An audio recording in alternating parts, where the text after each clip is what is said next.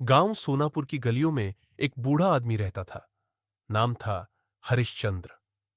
उम्र भले ही 80 के पार थी, लेकिन आज भी उसकी आंखों में वही सच्चाई की चमक थी जो कभी उसके युवा दिनों में थी। गांव वाले उसे सच बोलने वाला बाबा कहकर बुलाते थे। हरिश्चंद्र कभी झूठ नहीं बोलते थे और न ही झूठ को सहन करते थे।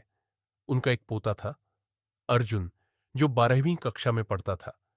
अर्जुन तेज दिमाग वाला लड़का था, लेकिन उसमें धैर्य की कमी थी। वह चाहता था कि जिंदगी में सब कुछ जल्दी मिल जाए, चाहे वह सफलता हो, पैसा हो या सम्मान। वह दादाजी की सच्चाई को एक पुराना सिद्धांत मानता था। एक दिन अर्जुन ने अपने स्कूल में एक चित्रकला प्रतियोगिता में भाग लिया। पुरस्कार था दिल्ली की आर्ट गैलरी में अपनी पेंटिंग प्रदर्शित करने का अवसर। अर्जुन ने एक सुंदर चित्र बनाया, लेकिन उसे लगा कि उसका चित्र कुछ खास नहीं है। प्रतियोगिता से एक दिन पहले उसे अपने दोस्त राहुल की पेंटिंग मिली। वो अत्यंत सुंदर और प्रभावशाली थी। राहुल ने गलती से अपनी पेंटिंग स्कूल में ही छोड़ दी थी। अर्जुन के मन में एक विचार आया, अगर मैं यह पेंटिंग अपने नाम से जमा कर दूं तो मैं जीत सकता हूं। राहुल को तो पता भी नहीं चलेगा, और वैसे भी ये एक अवसर है जिसे मैं नहीं गंवा सकता। अर्जुन ने ऐसा ही किया। उसने राहुल की पेंटिंग पर अपना नाम लिख दिया और उसे प्रतियोगिता में जमा कर दिया।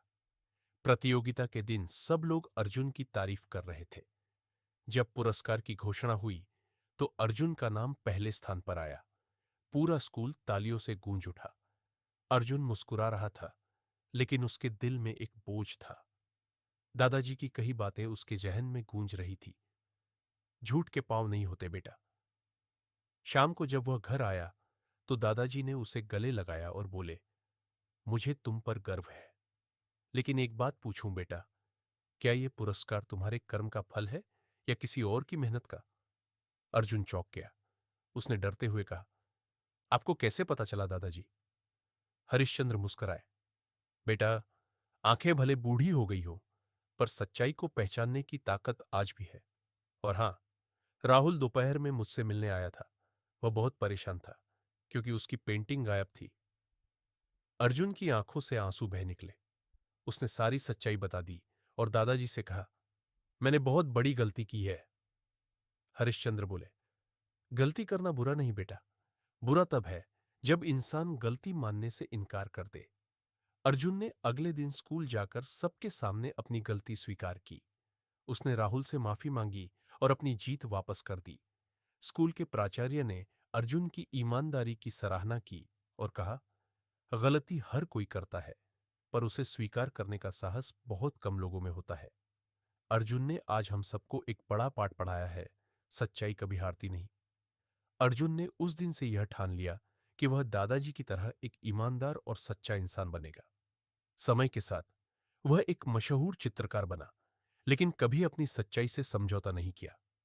वर्षों बाद जब हरिश्चंद्र इस दुनिया से चले गए, तो अर्जुन ने उनकी याद में एक चित्रकला विद्यालय की स्थापना की, जिसका नाम रखा सच्चाई की रोशनी। वहां बच्चों को न केवल कला सिखाई जाती, बल्कि नैतिक मूल्यों की शिक्षा भी दी जाती। सीख, सच्चाई की राह कठिन जरूर होती है, लेकिन अंत में वही रोशनी बनकर जीवन को दिशा देती है। सफलता की असली कीमत तब होती है जब वह ईमानदारी से अर्जित की जाए। ये मेरा नया बच्चों का हिंदी कहानियों का चैनल है। कृपया लाइक और सब्सक्राइब करें। मुझे अपना YouTube चैनल आगे बढ़ाने के लिए आपके सहयोग की आवश्यकता है। धन्यवाद।